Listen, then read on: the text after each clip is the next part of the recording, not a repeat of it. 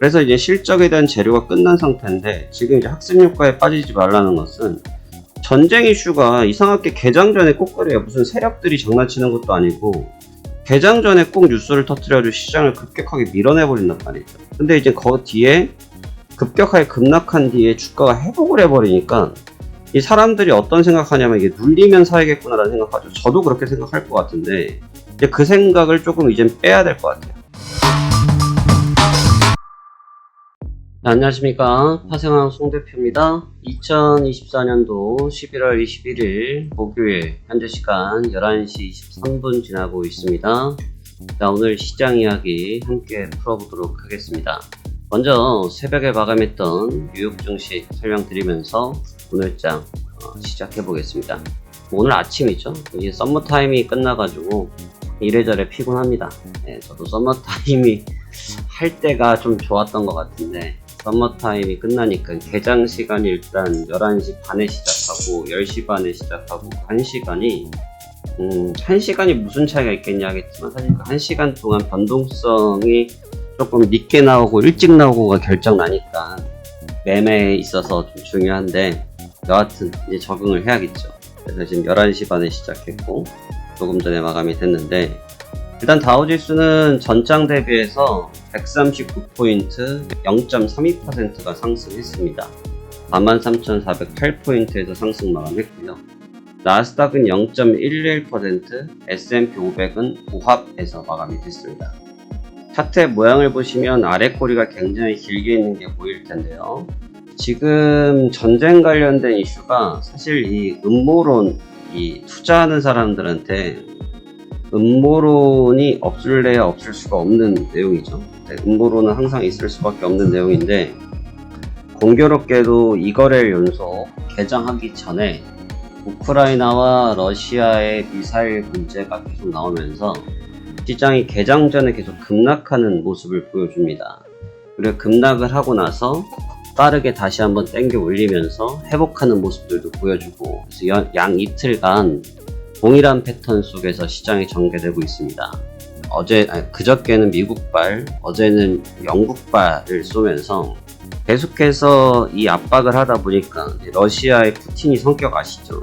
푸틴이 지금 핵카드를 계속 얘기를 하다 보니까 시장 분위기가 보통은 아닌 것 같아요. 이미 전쟁을 하고 있는 상태이기 때문에 이걸 구분을 전면전으로 해야 될지 국지전으로 표현해야 될지, 저는 뭐 군사 전문가가 아니라 여튼 모르겠지만 지상전은 이루어지고 있기 때문에 이게 지금 확대되냐 안 되냐의 문제는 아니고, 지금 카드는 뭐 단순하게 중동발 문제는 이게 전면전으로 가냐 안 가냐 이런 싸움인데, 이 문제는 이제 푸틴이 껴있는 상황에서는 이건 핵을 쏴버리냐 안 쏴버리냐 뭐 이런 얘기로 지금 넘어가다 보니까 시장이 너무 냉랭한 것 같습니다. 냉랭한 것 같고, 대신 늘 말씀드리지만 시장이 가지고 있는 기초적인 펀더멘털에 대한 훼손이 없고, 펀더멘털이 무너지지 않는 구간에서는 주가가 빠르게 회복할 수밖에 없다. 이게 늘 말씀드리는 기조인데, 역시나 그 이슈가 있었지만 시장은 상승세를 방향을 돌리면서 상승 마감했습니다.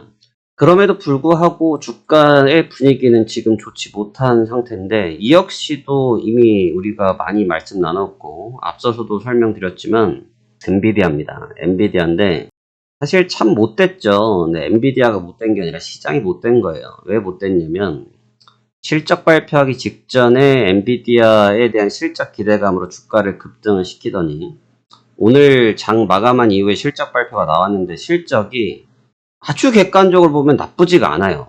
아주 객관적으로 보면 실적이 나쁘지가 않았고 실적 괜찮았습니다. 예상치에 다 부합을 했는데, 지금 시장에서 생각하는 것은 기대 매출치에 대한 부분에 대한 측면이 시장 예상이랑 좀 다르다란 그 내용으로 빼는데 좀 어이가 없고요. 네, 전 참고로 엔비디아의 상승론자 아닙니다. 네, 그런 사람 아니지만 객관적으로 시킬 때 저런 빌미를 갖고 주가를 뺀다는 게 이해가 안 돼서 그렇습니다. 왜냐면 제가 좀 걱정했던 것은 블랙웰 칩에 대한 부분인데, 뭐 괜찮은 것 같아요. 나왔던 얘기들이 수요는 여전히 높다라고 얘기하고 있고, 지금 초기 마진율을 71%대를 예상한다.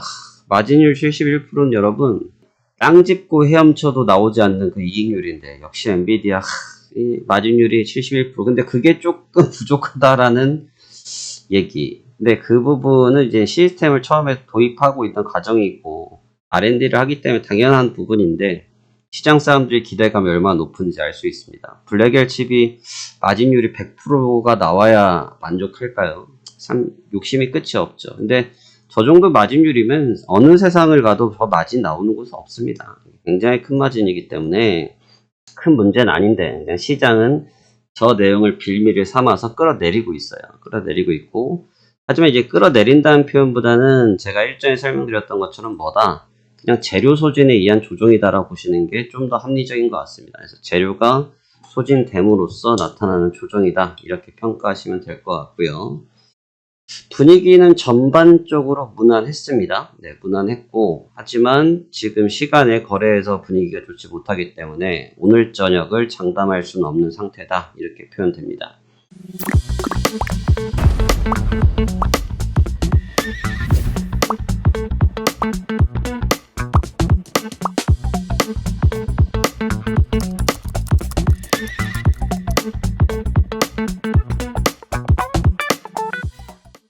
이제 강권은 이제 내용에 대한 부분은 어느 정도 이제 정리가 좀 되는데 문제는 전쟁 이슈가 계속 나오고 있어서 전쟁 이슈가 첫 번째 나온 구간이 요 구간 저점을 깨버렸던 구간 두 번째로 나온 구간이 요 구간인데 전쟁 이슈를 계속 써먹고 있는 게 좀 까다롭습니다. 전쟁 이슈를 우리가 예측할 수 있는 것도 아니고 그 내용을 파악할 수 있는 것도 아니고 그쵸? 우리가 알 수 있는 내용이 아닌데 전쟁과 관련된 이슈를 계속 사용하고 있는 것 자체가 좀 어려운 국면이다. 왜냐하면 알지 못하니까요. 알지 못한 타이밍에 우당탕탕탕 해버리니까 그걸 우리가 어떻게 합니까? 우리가 거기다가 뭐 CCTV를 달아놔야 된다는 얘기인데 CCTV 달아도 알 수가 없죠. 그렇기 때문에 그 측면이 조금 까다로운 것 같아요. 그래서 지금 주목해야 될 것은 이제 패턴의 학습 효과에 걸려들면 안 됩니다. 제가 계속 설명을 좀 드리고 싶고 저도 지금 몸을 좀 사리는 이유가 그러니까 지난 19일날 처음으로 미국발 미사일을 쐈을 때가 요 구간인데 제가 요 구간에서 어제 영상 채팅 보여드렸죠.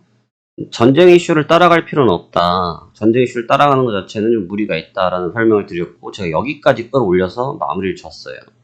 그리고 나서 어제는 계속 매도를 쳤고 어제 영상 매매 영상도 이제 곧 올라가겠지만 매도를 치면서 사실 더 아래를 보고 있긴 했는데 그냥 일찍 끊어버렸어요. 매매를 그냥 끝내버렸어요. 왜 끝내버렸냐면 일단 전쟁과 관련된 이슈 어제 저녁에 참고로 저 미사일 쏠 줄 몰랐습니다. 네, 당연히 몰랐고요.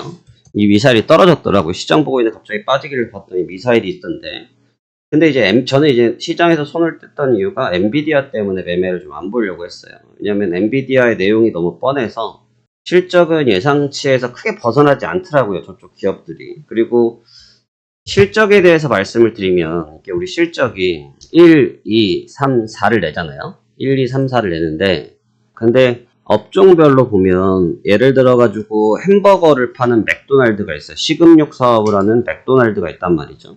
맥도날드가 실적이 3분기랑 4분기랑 어느 정도 갭이 날 확률도 있긴 있어요. 갭이 날 확률이 있긴 있는데 대체적으로 대동소이해요. 왜냐면 기본적으로 우리가 이제 소비하는 이제 인플레이션에 대해서 그래서 민감한 거거든요. 소비에 대한 부분들은 얼추 비슷한데 조금 민감도가 따라가는 건 자동차 같은 거. 전기차 같은 경우는 판매 대수의 변동이 있을 수 있죠. 많이 팔리기도 하고 적게 팔리기도 합니다. 근데 이제 반도체 칩 같은 경우는 기본적으로 어느 정도 수주 물량을 깔고 가다 보니까 그리고 이미 개발된 칩을 기반으로 실적을 반영하고 있기 때문에 3분기 실적이랑 4분기 실적이 그렇게 크게 뒤집어질 확률이 높지 않아요. 완전히 뭐 칩이 지금 블랙엘 칩에 대해서 발열 문제 때문에 시장이 잠깐 움직였던 이유 중에도 하나가 그건데 갑자기 그게 전부 다 뭐 나갔던 게 수십조 원짜리가 물량 매출이 나갔는데 그 물량 중에 일부가 뭐가 나냐면 반품이 나는 거예요. 칩 자체가 하자가 생겨가지고 손을 쓸 수 없을 상황이 생길 때 그럴 경우는 이제 매출에 대한 예상치가 이제 예상이 딱 되죠. 그러면 이제 3분기에 나갔던 게 문제 생기면 4분기 그 다음 내년 1분기에 영향을 보통 준단 말이죠. 그러니까 지금 당장은 매출에 대해서 어떤 큰 데미지가 나올 거라고 예측하는 것 자체가 조금 오바스러울 수 있기 때문에 사실 뻔한 얘기였다는 거죠. 근데 또 시장은 반대로 그런 내용들을 이용해서 주가를 끌어올렸는데 그 끌어올렸던 주가가 또 얼마나 가겠냐 이거죠. 뻔할 뻔짠데 지금 상황에서. 그리고 가이던스들도 이미 나온 상태고. 그렇기 때문에 그 부분에 대한 재료 소진으로 저는 계속 설명을 드렸죠. 제가 이미 실적이 나오기 전부터 계속 말씀드렸죠. 재료 소진이기 때문에 오히려 위험할 수 있다. 근데 재료 소진 나와버리니까 끝나버리죠. 그래서 그런 요소들이 있었고 재료에 대한 소진이 끝난 상태에 나온 차익이기 때문에 지극히 그냥 정상적인 그림이라 볼 수 있어요. 그래서 이제 실적에 대한 재료가 끝난 상태인데 지금 이제 학습 효과에 빠지지 말라는 것은 전쟁 이슈가 이상하게 개장 전에 꼭 그래요. 무슨 세력들이 장난치는 것도 아니고 개장 전에 꼭 뉴스를 터뜨려가지고 시장을 급격하게 밀어내버린단 말이죠. 근데 이제 그 뒤에 급격하게 급락한 뒤에 주가가 회복을 해버리니까 이 사람들이 어떤 생각하냐면 이게 눌리면 사야겠구나라는 생각하죠. 저도 그렇게 생각할 것 같은데 그 생각을 조금 이제 빼야 될 것 같아요. 그 생각을 오늘은 좀 빼야 될 것 같아요. 그래서 어떠한 이슈가 생길지를 모르겠지만 지금 이제 그 생각을 좀 버리는 게 좋을 것 같고 좀 세 국면에서 새로운 관점으로 접근을 하는 것이 다소 적합한 전략이 아닌가라고 보여집니다.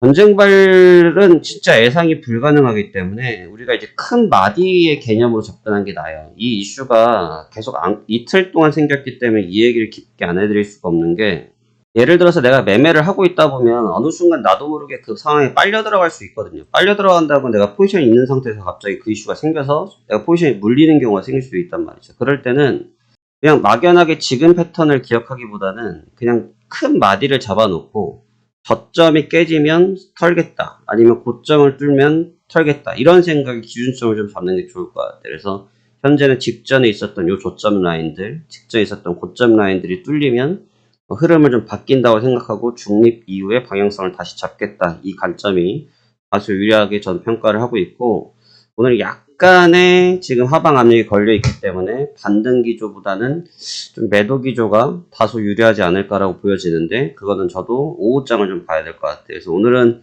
제가 오전에는 매매를 아예 손을 뗐고요. 오전에는 매매를 할 생각이 없어서 손을 아예 떼버렸고 오후장에 매매를 해볼 예정이고 지금은 제가 아침부터 엔비디아 실적 발표 나온 다음부터 지금 시세만 계속 보고 있거든요. 시세를 계속 보고 있는데 시세를 좀 보면서 다음 분위기를 한번 체크해 볼 생각을 갖고 있습니다.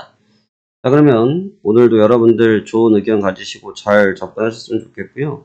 시장이 별의별 내용을 가지고 지금 휘어졌고 있는데 인지해야 될 것은 여기서 신고가를 더 갈 수도 있지만 여기서 신고가를 더 가서 헐헐 날아갈 수도 있지만 여하튼 지금에 있는 위치가 여하튼 고가 구간에 있다는 거예요. 여하튼 고가 구간에 있다는 것이기 때문에 고가 부분에 있다는 것은 여기가 무너졌을 경우 나타날 수 있는 하방 압력이 우리가 생각하는 것보다 다소 높게 나타날 수 있다라는 부분을 잘 인지하시면서 매매에 활용해 보셨으면 좋겠습니다.